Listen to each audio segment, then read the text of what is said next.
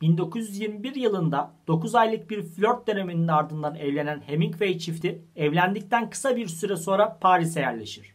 Dünyaca ünlü ve çığır açan bir yazar olma yolundaki yazar bir yandan yazmaya devam ederken diğer taraftan yeni statüsünün gerektirdiği yaşam tarzını devam ettirmeye özen gösterir.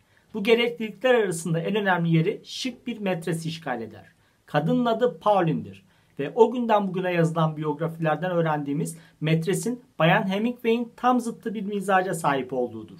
Moda editörü olan kadın zengin bir aileden gelir ve yakın zamanda yüklü bir mirasın üzerine konmuştur. Ve eşin aksine dominant bir karakter çizer.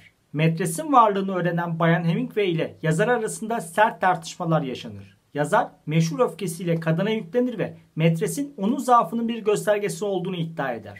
Adama göre buna göz yumması halinde ilişkileri bundan sonra daha iyi olacaktır. Eşi durumu kabul eder ancak Hemingway metresinden vazgeçmez. Pauline'in de Hemingway'den vazgeçmeye niyeti yoktur. Durumun ortaya çıkışıyla beraber kadın her yerde çiftin yanında gözükmeye başlar ve eş duruma alışmak zorunda kalır. 1926 yazına geldiklerinde çiftin çocukları da 3 yaşına gelmiştir. Çocuğun adı Jack'tir. Ancak aile içinde Bambi adını kullanırlar. O yaz Hemingway eşi ve çocuğu olmaksızın Madrid'de boğa güreşlerine gitme planı yapmıştır. Buna karşılık Bayan Hemingway ve Bambi yazı Fransa Riviera sahilinde Bay ve Bayan Morphy'nin evinde geçirmeyi planlarlar.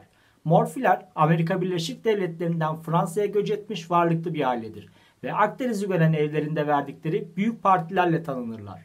Dönem içerisinde etraflarında kayık kuşaktan Birinci Dünya Savaşı'ndan sonra gelen nesil için kullanılır bu deyim sanatçıların olduğu bir sosyete oluşturmuşlardır. O dönemde yaşadıkları ev halen Fransa'da sergilenmekte.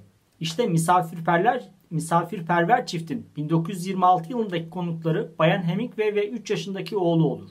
Ancak Bambi eve gelişlerinden kısa bir süre sonra hastalanır ve eve gelen doktor boğmaca teşhisi koyar. 3 çocuğa sahip Bayan Murphy hastalığın kendi çocuklarına bulaşmaması için kadın ve çocuktan başka bir eve çıkmasını rica eder. Bayan Hemingway o yaz tesadüfen Riviera'da bulunan dünyaca ünlü yazar Fitzgerald ve eşinin yardımları ile bahçe içerisinde ufak bir ev tutar ve Paris'ten çocuğun dadısı getirtilir. Daha sonra yayınlanan mektuplardan öğreniyoruz ki o dönem Bayan Murphy Madrid'e Hemingway'e bir mektup yazarak durumun kontrol altında olduğunu ve çocuğun beslenmesi ve bakımı için üzerlerine düşeni yaptıklarını söyler. Mektuba Bayan Hemingway'in kendi villalarında çocuk gürültüsü dinlemekten kurtulduğu şeklinde mizahi bir ifade eklemeyi de ihmal etmez. Böylece her şeyin kontrol altında olduğunu düşünen Hemingway endişe duymaz. Bayan Hemingway de Madrid'e yazdığı mektuplarda her ne kadar Murphy çiftinin hastalık riskinden dolayı yanlarına yaklaşmasa da ihtiyaçları konusunda cömert davrandıklarını yazacaktır. Kadının günleri hastalık, yalnızlık ve belirsizlikle boğuşarak geçer. Bu, ironi yaparak söylüyorum burasını, yazarı çocuğun hastalığından fazla üzmektedir. Bu duruma çözüm arayan yazar, çözümün metresini eşinin yanına göndermekte bulur. Böylece çocukluğunda boğmaca geçirdiği için bağışıklı olan kadın Hemingway ailesinin yükünü alacak ve kadının uğradığı sosyal izolasyonu azaltacaktır. Bu durumun Bayan Hemingway'e hissettirdiklerini daha sonraları biyografisini yazanlara anlattıklarından öğreniyoruz. Ruhen berbat bir durumdadır. Fakat bu durumu çaresiz şekilde kabul eder.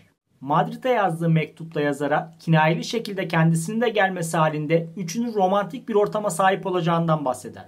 Ancak sonuç olarak metres, Bayan Hemingway çocuğu ve dadısının yanına taşınır ve bu gruba kısa süre içerisinde Ernest Hemingway de katılacaktır. 2 yatak odası, bir metres, bulaşıcı bir hastalıktan dolayı karantina, 3 yaşında ölüm riski olan bir çocuk ve sürekli söylenerek etrafta dolaşan meraklı bir dadı. Bu garip hane halkının yaşadığı ev belki de edebiyat tarihindeki en klostrofobik mekan olmuştur. Buna karşılık Hemingway sonraları bu durumu yazmak için muhteşem bir ortam olarak betimleyecektir. Böylesi bir durumda Murphy ve Fitzgerald aileleri çifti diyemiyorum üçlüyü yalnız bırakmaz ve moral vermek için ellerinden geleni yaparlar.